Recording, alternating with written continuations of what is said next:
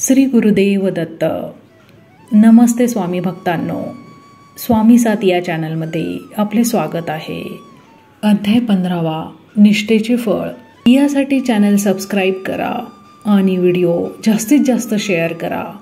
श्री गुरु नृसिंहवाडीहून निघून गेल्यावरही प्रतिदिनी भक्तांची गर्दी तेथे लोटत होती.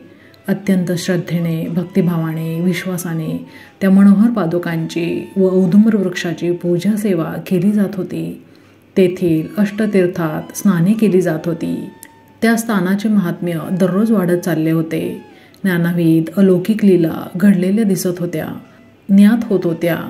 काही भाग्यवंतांना श्रीगुरूंच्या कृपेचे, आशीर्वादाचे, प्रत्यक्ष दर्शनाचे सुखद अनुभवही प्राप्त होत होते. नृसिंहवाडीजवळच्याच शिरोळ नावाच्या गावी गंगाधर नावाचा एक वैदिक ब्राह्मण राहत होता.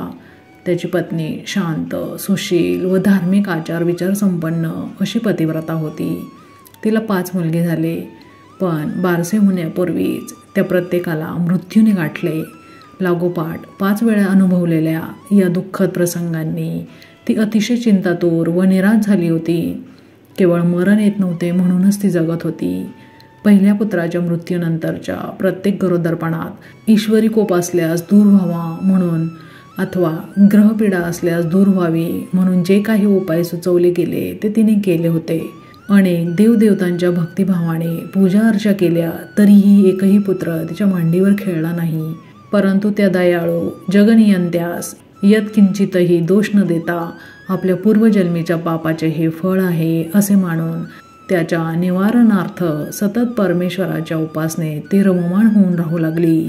5व्या पुत्राच्या मृत्यूनंतर ज्योतिष विद्येत निष्णात असलेल्या एका विद्वान ब्राह्मणाची कीर्ती तिच्या कानी आली. आपले व आपल्या पतीची कुंडली घेऊन ती त्या ब्राह्मणापाशी गेली. तिने आपली कर्मकथा त्याला सांगून कारण व उपाय सांगण्याची विनंती केली. त्याने सांगितले, गर्भपात करणे, अश्ववध करणे, गोवध करणे अथवा कोणाकडून गरजेपोटी कर्जाऊ घेतलेले धन देणाऱ्यास परत न करणे अशा प्रकारची निंदनीय कृत्ये पूर्वजन्मी घडली असतील तर सामान्यतः संतती प्राप्ती होत नाही. गतजन्मी तू एका शौनक गोत्रीय ब्राह्मणांकडून 100 मोहरा गरजेपोटी कर्जाऊ घेतल्या होत्या. त्या मोहरा तुझ्याकडून परत मिळवण्यासाठी तू तुझी सारखी विनवणी करत होता, पण तुझ्याकडून ते धन परत करणे घडले नाही. त्या ब्राह्मणाचे ते धन परत मिळवण्याच्या ध्यासातच अंत झाला. त्या मोहरा परत मिळवण्याची त्याची वासना अपूर्ण राहिली. त्यामुळे त्याचा पिशाच्च योनीत जन्म झाला. तेच पिशाच्च तुझ्या संततीचा नाश करीत आहे. त्या ब्राह्मणाची पिशाच्च योनीतून सुटका होईल असे काही सत्कृत्य तू केले तरच तुझी संतती जगेल. त्या ब्राह्मणाच्या मृत्यूने त्याचा वंशच संपला व त्याचे मृत्यूनंतर करावयाचे औधर्व देही क्रियाकर्मही कोणी केलेले नाही. तू ऋणुको या नात्याने त्याचे क्रियाकर्म कर व त्याच्या गोत्रातील एखाद्या सदाचारी ब्राह्मणाला तेवढे ते धन दे. याचबरोबर कृष्ण पंचगंगा संगमस्थानी 1 महिना वास्तव्य कर. तेथील पापविनाशी तीर्थात दररोज प्रातस्नान करून तेथील औदुंबर वृक्षास प्रतिदिनी 7 वेळा पाणी घाल, त्याची पूजा कर. त्या वृक्षातळी असलेल्या श्रीगुरूंच्या पादुकांचीही पूजन कर. असे केल्याने तुझे पूर्वजन्मीचे सर्व पाप नष्ट होईल. त्या ब्राह्मणालाही मुक्ती मिळेल आणि तुझा वंश वाढेल. हा सुचवलेला उपाय ऐकून ती स्त्री म्हणाली, त्या जन्मीच्या 100 मोहरांची बरोबरी करील इतके धन जर माझ्यापाशी असते अथवा ती मिळवण्याची शक्यता असती तर गेल्या जन्मीच्या ऋणाचा या जन्माशी संबंध नाही असे न म्हणता तुमच्या शब्दांवर विश्वास ठेवून मी इतके धन दिले असते आणि वर त्या जन्मी माझ्यावर उपकार करणाऱ्याला ब्राह्मणास सद्गती मिळावी म्हणून त्याचे क्रियाकर्मही केले असते. पण मी दरिद्री आहे. जन्मभर जरी कष्ट केले तरीही गाठी इतके धन जमणे शक्य नाही. पण माझ्या अल्पकुवतीनुसार त्याचे और्ध्वदेही क्रियाकर्म मी अवश्य करेन. महिनाभर त्या पवित्र कृष्ण पंचगंगा संगमस्थानी राहीन. नित्य तीर्थस्नान, पूजा, उपवास करेन. हा देह कष्टवेन. जागृत अवस्थेतला प्रत्येक क्षण ईश्वर सेवेत घालवेन. या देहाकडून जे काही शक्य होईल ते सर्व करून सर्व साक्षी दयागणाला संतोष विण्याचा आटोकाट प्रयत्न करेन.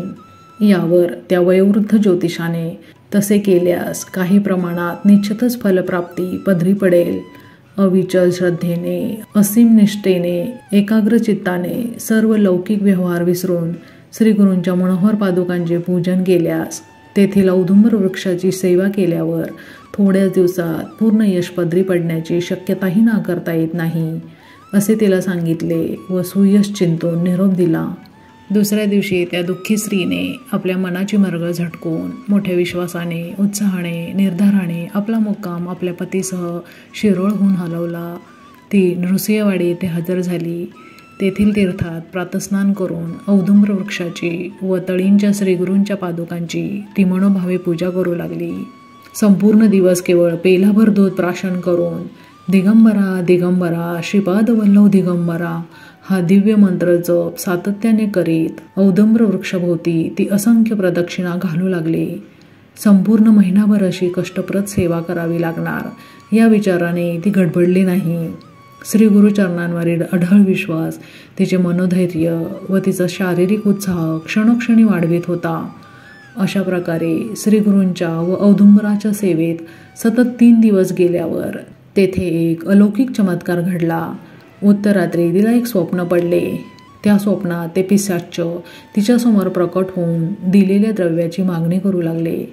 तिला भय दाखवून सांगू लागले की आता विनाविलंब द्रव्य परत केले नाहीस तर केवळ तुझाच वध करून थांबणार नाही, तर तुझ्या पाठोपाठ तुझ्या वंशातील सर्वच अबालवृद्ध स्त्रीपुरुषांचे वध करून तुझा वंशच संपवणार. अतिक्रोधाने लालबुंद झालेले ते पिशाच्च तिचा वध करण्यासाठी हाती शस्त्र घेऊन तिच्या दिशेने धावत येत असलेले तिला दिसले. भीतीने तिचा थरकाप उडाला. जीवाच्या आकंताने ती औदुंबर वृक्षापाशी पळाली. तेथे तिला श्रीगुरू उभे असलेले दिसले. चपळाईने दोन्ही हात जोडून तिने श्रीगुरूंना नमस्कार केला व झटकन ती त्यांच्या मागे लपली. श्रीगुरूंनी तिला अभय दिले व ह्या गरीब स्त्रीच्या वधाचा तू का प्रयत्न करीत आहेस असे दरडावून त्या पिशाच्याला विचारले. तो प्रश्न ऐकून, हे प्रभो, या स्त्रीने तिच्या गतजन्मी माझ्याकडून 100 मोहरा कर्जाऊ घेतल्या होत्या. त्या परत मागता मागता माझे प्राणही गेले व मला पिशाच्च योनी प्राप्त झाली. माझे दिलेले धन परत मागण्यात माझी चूक ती काय? पक्षपात न करता न्यायदृष्टीने तुम्ही तरी तिला आता माझे धन परत द्यायला सांगा, असे ते पिशाच्च श्रीगुरूंना सांगते झाले. पिशाच्चाचे हे उत्तर ऐकून श्रीगुरू म्हणाले, ही अबला माझी एकनिष्ठ भक्त आहे. तिला यापुढे तुझ्याकडून कसलाही त्रास झाल्यास मी तुला शासन केल्याशिवाय सोडणार नाही. तुझ्या हिताचे जे काही मी तुला सांगतो आहे ते ऐक. ही नारी तुला जे काही अल्पस्वल्प धन देईल ते तू निमूटपणे स्वीकार. त्यात तुझे हित आहे. ते स्वीकारल्यास तू पिशाच्च योनीतून मुक्त होशील. ही नारीसुद्धा सुखी होईल. तुला जर हे मान्य नसेल तर येथून तातडीने दूर हो, अन्यथा माझ्या क्षोभाचा बळी ठरशील. हे माझे सांगणे पक्षपाती नाही, हे पण लक्षात घे. तू ते धन माझे माझे असे जन्मभर घोकत राहिलास व मृत्यूनंतरही घोकत आहेस. जन्माला येताना तू सोबत काय घेऊन आला होतास? जाताना सोबत काय घेऊन गेलास याचा जरा विचार कर. जन्मभर माझे माझे म्हणत व त्यासाठी दुःख करीत त्यातच गुरफटून राहिलास. शेवटी त्या वासनेतच अडकून या पिशाच्च योनीत आलास. तुला आपण धन गमावले असे जे वाटते ते चुकीचे आहे. तशी तुझी मिळवण्याची ताकद होती, पण या नारीकडून का परत मिळवू शकला नाहीस? तेव्हा लक्षात घे की सर्व देणे घेणे एक अज्ञात शक्ती करीत असते. तू फक्त प्रयत्नांची पराकाष्ठा करीत होतास. प्रामाणिकपणे समाजमान्य असे कष्ट करणे, प्रयत्न करणे हेच तेवढे प्रत्येकाचे कर्तव्य ठरते. कोणाच्या पदरी यश अपयशाचे किती माप टाकायचे हे त्या ईश्वराच्या हाती आहे. तुझ्या बाबतीत त्या दयाघणाने तुझ्या जरुरीहून अधिक धन तुला दिले, म्हणूनच ते अतिरिक्त धन तू या स्त्रीस कर्ज म्हणून देऊ शकलास. आपल्याकडे आपल्या गरजेपेक्षा जे काही अधिक असेल ते गरजवंतास देणे हे प्रत्येक मानवाचे कर्तव्य आहे. पण ते कर्ज वा उसनवाट म्हणून देता कामा नये. गरजूला भगवंत मानून भगवंताने दिलेले भगवंतालाच देत आहे या भावनेने दिले गेले पाहिजे. देताना परत मिळवण्याची आशा वा उपकार केल्याची भावना अंतःकरणात असू नये. असे केल्याने अलौकिक आनंद प्राप्त होतो. तू असे न करता ते धन परत मिळवण्यासाठी त्या अबलेच्या छळच आरंभलास. दिलेले धन तिच्याकडून का परत मिळत नाही याचा तू विचारच केला नाहीस. तिची मुळात दानातच परत न करण्याची होती की प्रबळ इच्छा असूनही ती देऊ शकत नव्हती हे न पाहता तू तिचं छळ आरंभलास. दिलेले वचन पाळण्याची दानत न बाळगणे वा ते पाळण्यासाठी आटोकाट प्रयत्न न करणे हा परमेश्वराच्या दरबारी अक्षम्य गुन्हा आहे. तो गुन्हा जर या स्त्रीने केला असता तर तिला अवश्य शासन झाले असते. ते शासन करण्याचा अधिकार त्या परमेश्वराचा आहे, तुझा नाही. कोणास कधी कशा प्रकारे किती मर्यादेपर्यंत कोणाद्वारे शासन करायचे हे तो सर्व साक्षी परमेश्वरच ठरवत असतो. या परमेश्वराचा अधिकार आपल्या हाती आहे असे समजून कोणी वागू नये. यासारखे महत्पाप नाही. स्वतः सुखाने जगण्याचा प्रयत्न करणे व इतरांना सुखाने जगू देण्यासाठी सहाय्यभूत होणे हेच मानवाचे कर्तव्य आहे. तेव्हा तुला आता पटेल की तुझ्याकडून अक्षम्य अशी चूक झालेली आहे व त्याचे शासन या पिशाच्य योनीत जन्म घेऊन तू भोगले आहेस. आता तुला यातून मुक्ती हवी असेल तर माझ्या ऐक व इथून निघून जा. श्रीगुरूंचे हे शब्द ऐकून पिशाच्याने, हे दयाळा, मी तर असा मंदबुद्धीचा आहे. मला माझे हित अहित काहीच कळत नाही. आपल्या दृष्टीनुसार माझ्याकडून जे पापाचरण घडले ते अज्ञानामुळे अजाणतेपोटी घडले आहे हे जाणून माझ्यावर न संतापता मला क्षमा करा. दयाघना, आता माझ्या हिताचे असे जे काही करणे सांगणे तुम्हाला योग्य वाटत असेल ते करा. सांगा, मला पिशाच्य योनीतून मुक्त करा. अशा शब्दात श्रीगुरुचरणी प्रार्थना केली. यावर श्रीगुरु समाधानी होऊन त्या पिशाच्याला म्हणाले, ही ब्राह्मण स्त्री तुझी दशपिंडी वगैरे मरणोत्तर करावयाची शास्त्रोक्त क्रिया करील. हे केल्याने तुझी पिशाच्य योनीतून मुक्ती होऊन तुला सद्गती प्राप्त होऊन तू सुखी होशील. पिशाच्याला याप्रमाणे सांगितल्यावर श्रीगुरु त्या नारीला म्हणाले, पतिव्रते, या सर्व प्रकरणात तू देखील दोषी आहेस. कोणाकडून कधी ऋण घेऊ नये असे शास्त्रवचन आहे. प्रसंगी उपाशी राहावे, पण एक वेळच्या अन्न सेवनासाठी सुद्धा ऋण घेऊ नये. अळणी खावे, पण शेजाऱ्या पाजाऱ्यांकडून चिमूटभर मीठ सुद्धा उसने घेऊ नये. द्रव्य गाठी नसेल तर ऋण काढून सण साजरे करू नये. धार्मिक कृत्य करू नये. समाजात डामडौल दाखवू नये. त्यात काय आहे, उद्या मी मिळवून फेडून टाकेन हा विचारच सर्वनाशाला आमंत्रण देणारा आहे. म्हणून सावध राहावे. उद्याचा विचार करू नये. उद्या उजाडू देण्याचे सामर्थ्य मानवापाशी आहे काय याचा प्रथम विचार करावा. उद्या मी अमुक करेन अथवा उद्या अमुक असे घडेल असा विश्वास बाळगणे, असा विचार करणे, असा संकल्प करणे, अशा संकल्पांमध्ये रमणे फार घातक आहे, अनिष्ट आहे हे जाणून घे. आपल्या जीवनात जो काल उगवला होता, तो रात्री आपल्यासोबत जो झोपला तो पुनरपी उठलेला नाही व उठणारही नाही. त्याचा अंत झालेला आहे. आपल्याबरोबर जो उठला आहे तो आज जीवनात या आजला फार महत्त्व आहे. त्याचे स्वागत करताना, त्याची सुरुवात करताना काल काय घडले, कोणामुळे घडले याचा विचार करीत निष्क्रियतेत वेळ दौडू नये. त्याचप्रमाणे उद्या काय घडेल, उद्या काय होईल याची काळजी करीत या आजला उद्याच्या स्वहस्ते काजळ फासू नये. जर आपल्या जीवनात उद्या उजाडलाच तर हा आज त्या उद्याचे भवितव्य घडवणार आहे. म्हणून या आजचे मौलिक महत्त्व जाणून ईश्वर स्मरणात राहून प्राप्त कर्तव्य कर्मे प्रामाणिकपणे करावे. थोडक्यात आपण निद्रावस्थेत असताना काल याचा मृत्यू झाला, तो संपला व उद्या आपल्यासमोर हजर होणार की नाही याची शाश्वती नाही. हाती गवसला आहे तो हा आज ईश्वराचे स्मरण ठेवून समाधानाने प्रयत्नपूर्वक प्राप्त कर्तव्य करून या आजचे सोने करणार.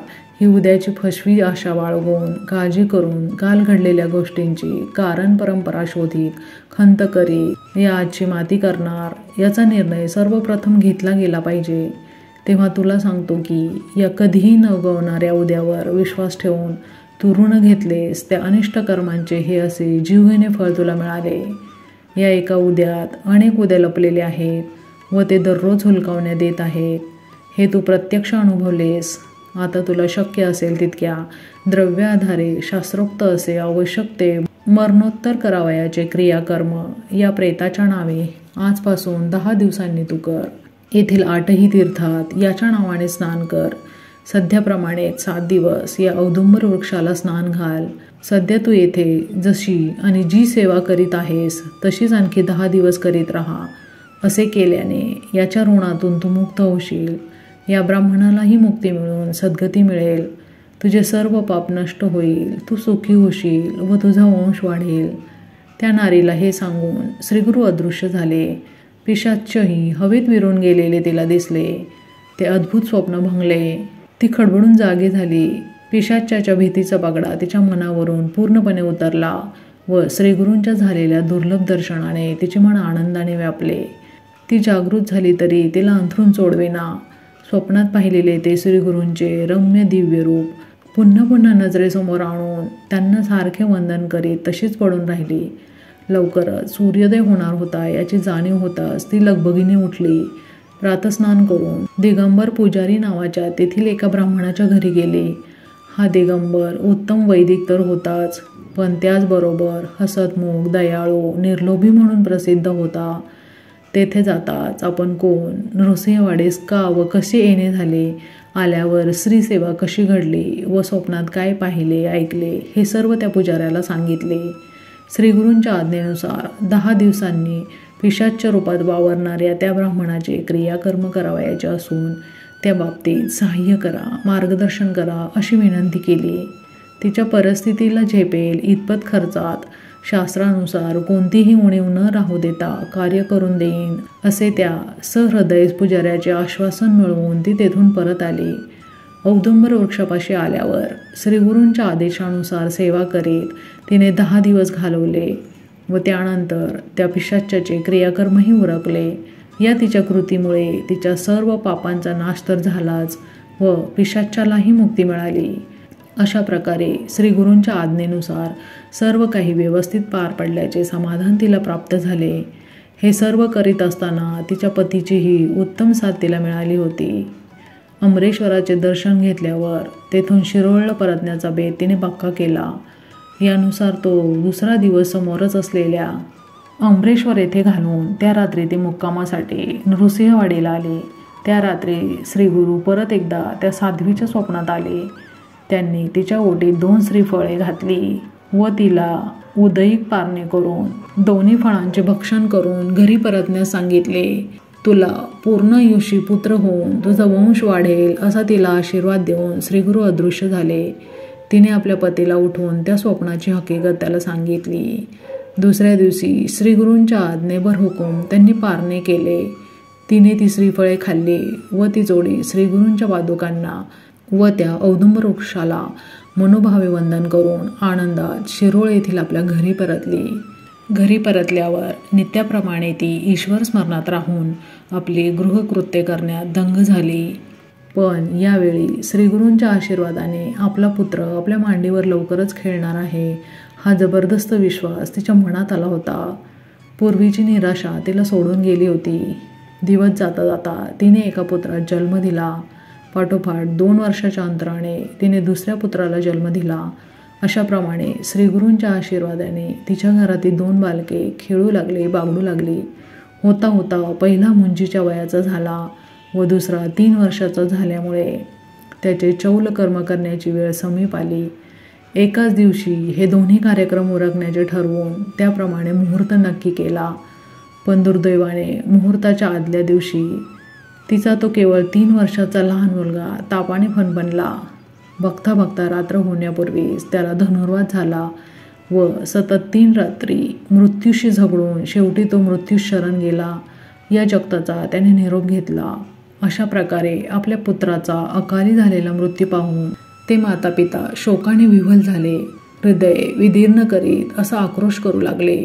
त्याचा मृत्यू झाला आहे या सत्यस्थितीवर त्यांचा विश्वासच बसेना. त्यांना ती कल्पना सहन करवेना. श्रीगुरूंनी दिलेल्या प्रसादरूपी श्रीफळांच्या भक्षणानंतर जन्मलेल्या व त्यांच्याच वचनानुसार पूर्णायुषी होणारा हा पुत्र वयाचे 4थे वर्ष पाहण्यापूर्वीच मृत्यूच्या दाढेत कसा काय जाईल हा प्रश्न मातापिता प्रत्येकाला विचारित होते. त्यांच्या शोकाला सीमा नव्हती. माता तर त्या शोकाने वेडीपिशीत झाली.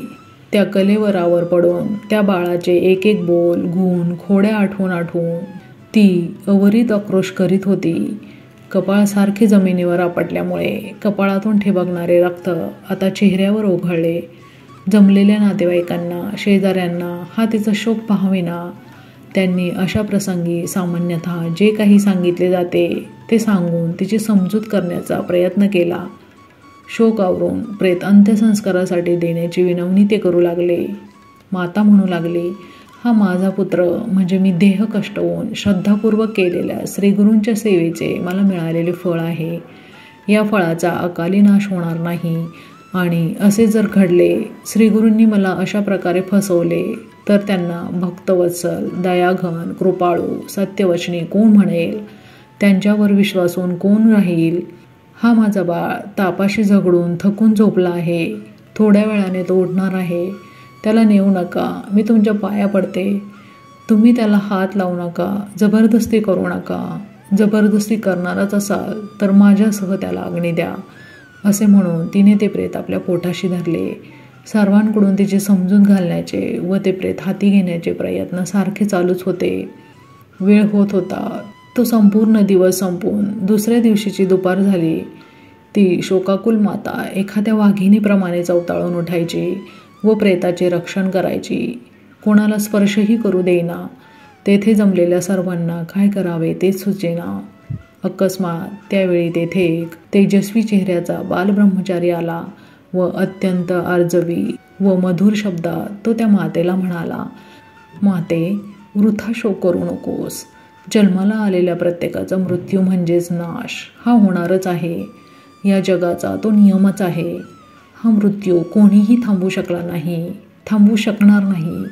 देवादिकांनाही हे शक्य झालेले नाही. जन्म घेणाऱ्या सर्व प्राण्यांच्या या वस्तीस्थानाला जग असे म्हणतात. जग हा शब्द 2 अक्षरांचा आहे, पण त्यात फार मोठा अर्थ दडलेला आहे. पहिले अक्षर ज हे जनन या शब्दाचे पहिले अक्षर असून दुसरे ग हे अक्षर घेऊन जग हा अर्थपूर्ण 2 अक्षरी शब्द अस्तित्वात आला. याचा अर्थ असा की जननापाठोपाठ गमन अपेक्षित आहे, नव्हे ते त्याला जोडलेलेच आहे. मानवासह सर्व प्राण्यांच्या या वस्तीस्थानावर प्रत्येक क्षणी जनन व गमन अव्याहतपणे चालू आहे. ही प्रक्रिया कधी थांबणार नाही, कोणी थांबवू शकणार नाही. सर्व शक्तिमान प्रभू रामचंद्रांना हे गमन चुकवता आले नाही. सर्व सत्ताधीश भगवान गोपालकृष्णांनाही गमन करावेच लागले. सर्व साधू संत संन्यासी यांनीही गमन केले. हे सर्व ज्ञात असताना शोक तो कशाचा करायचा? आपण केव्हा गमन करणार हे काही कोणाला माहीत नसते, पण आपल्याला एक ना एक दिवस गमन करावे लागणार आहे हे प्रत्येकजण जाणून असतो. तेव्हा हा देह नश्वर आहे, क्षणभंगूर आहे हे लक्षात ठेव.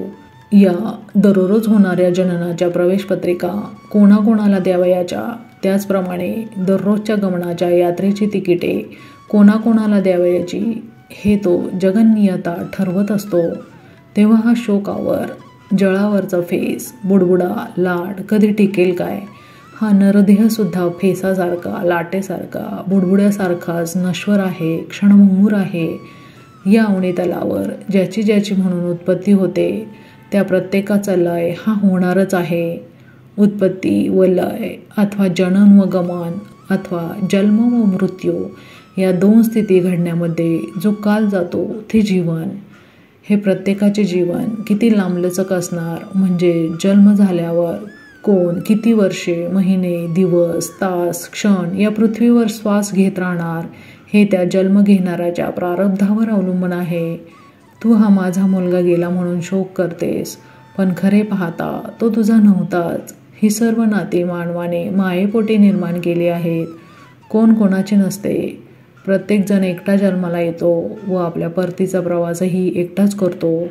तो येताना सोबत कोणाला आणत नसतो व जाताना सोबत कोणाला नेत नसतो. जाणाऱ्याच्या सोबत तो आपला आहे त्याला एकटा कसा काय पाठवणार, म्हणून त्याच्या बरोबरीने कोणी जात नसतो. त्याने बोलावले तरीही कोणी जायला तयार होत नाही. प्रत्येक प्राण्याने जन्म कोठे घ्यायचा, कोणाच्या संगतीत राहायचे, किती काळ राहायचे हे सर्व त्या जगन्नियंत्याने निश्चित केलेले असते व त्याचप्रमाणे ते घडणार व घडते. पती, पत्नी, आई, बाप, भाऊ, बहीण, मुलगा, मुलगी, सून, जावई ही सर्व नाती आपणच मायेपोटी खरी मानतो, चिरंतन सत्य असल्याची मानतो. ती आपली म्हणून तेच आपले विश्व समजून त्यात गुरफटून राहतो. ही नाती अविनाशी नाहीत, कारण या नात्याआड दडलेले नरदेहच अविनाशी नाहीत. त्यांचा वियोग होताच आपण शोक करतो.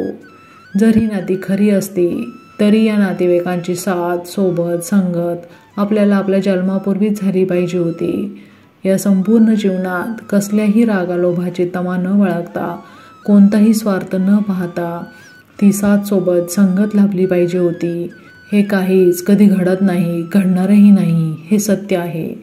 या फसव्या दगाबाज नातेवाईकांच्या वियोगाने आपण शोकाकुल होतो.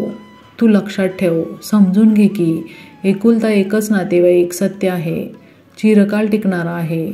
जन्म घेणाऱ्या प्रत्येक प्राण्याबरोबर तो आहे.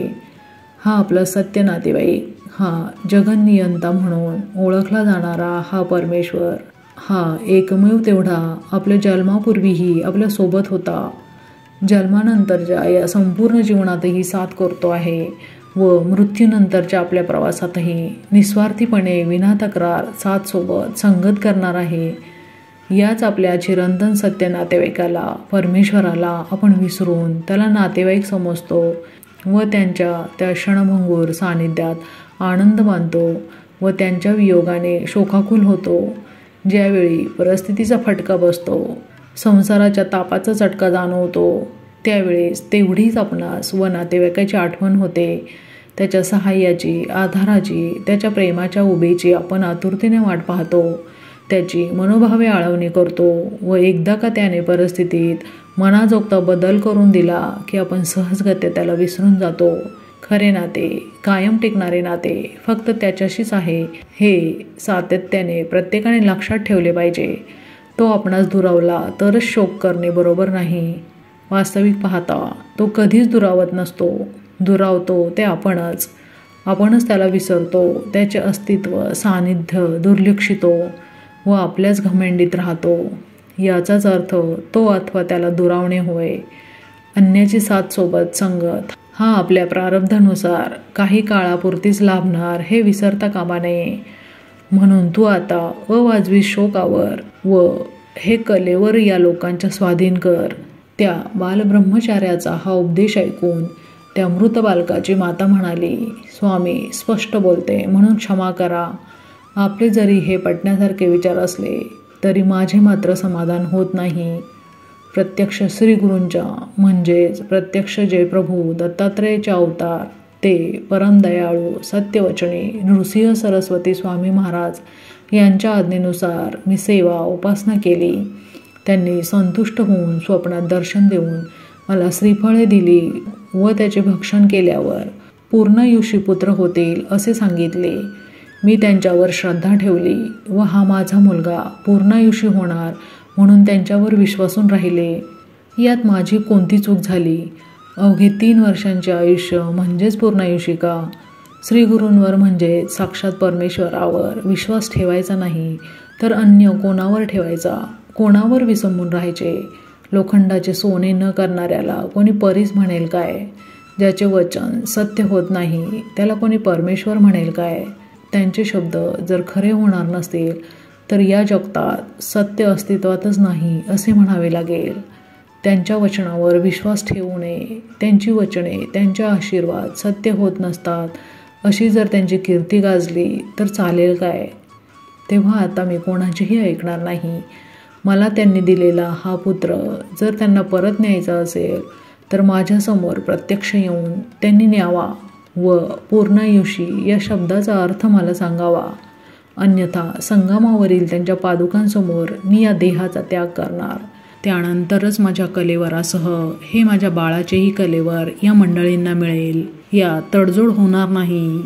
मला अजूनही मनोमन अशी खात्री वाटते की हा माझा बाळ मृत झालेला नाही. माझ्या श्रीगुरूंचे शब्द कदापिही खोटे होणार नाहीत. पाहूया आता काय होते ते.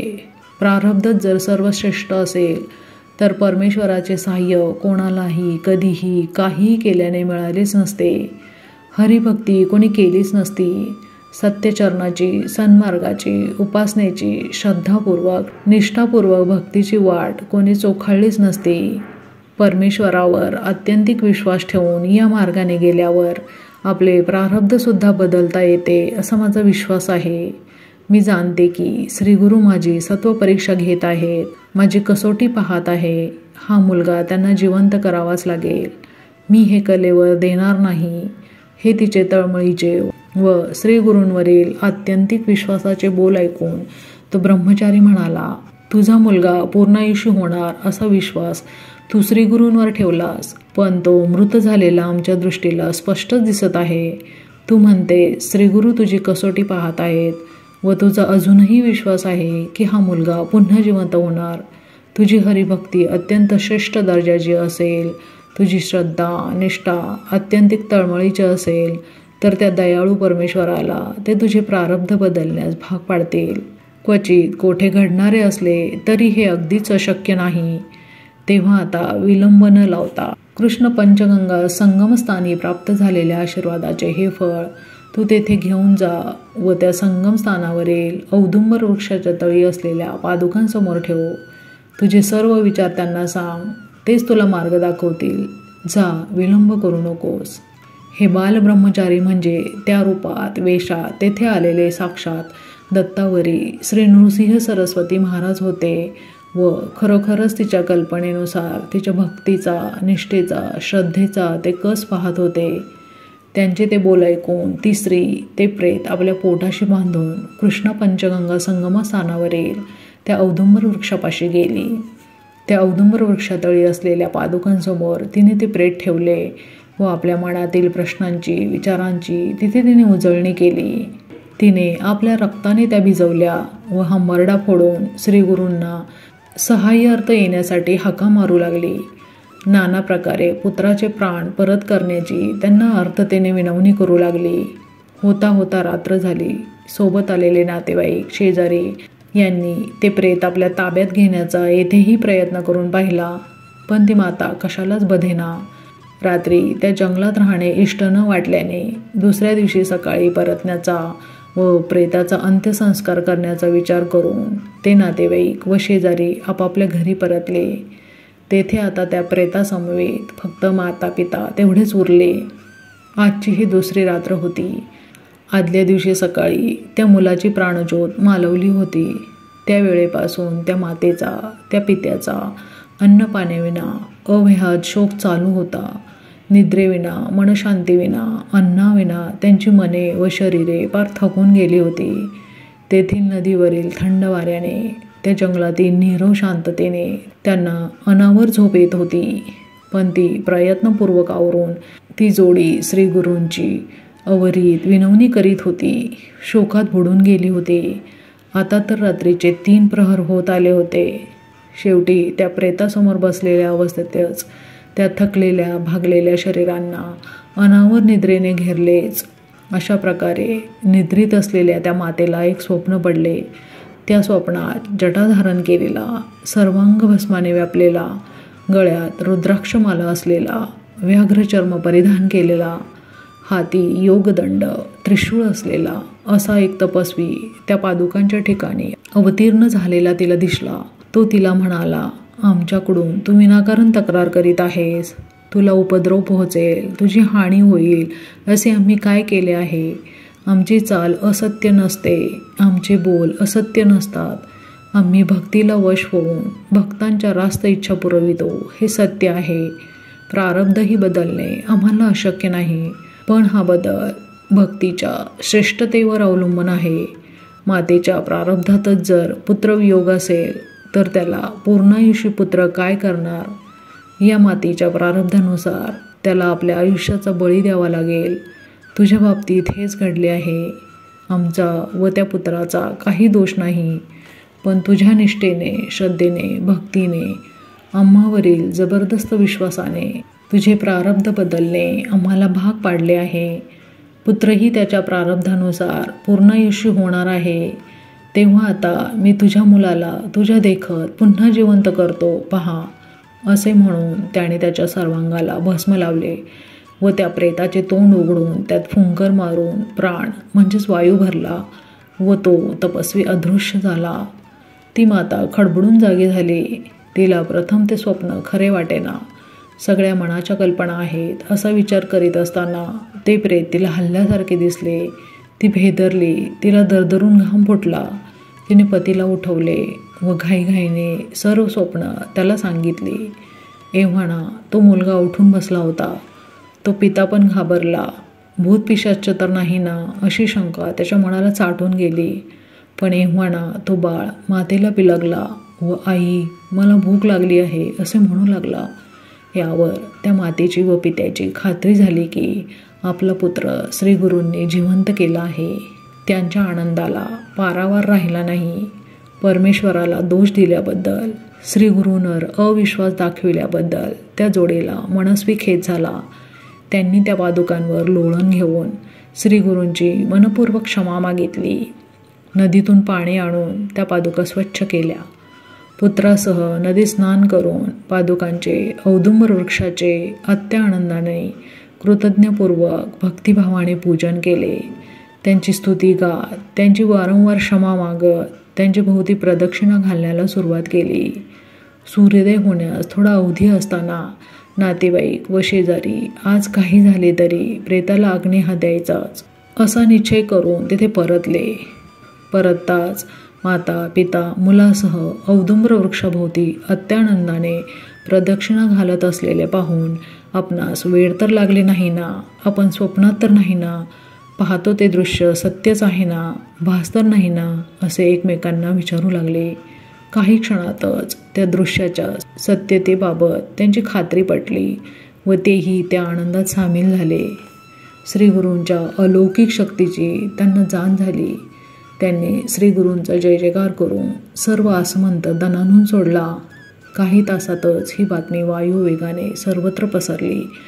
शेकडोंच्या संख्येत जनसमूह तेथे जमला व आनंदोत्सव साजरा करून श्रीगुरूंच्या पादुकांची औदुंबर वृक्षाची महापूजा करून तेथे समाराधना केली.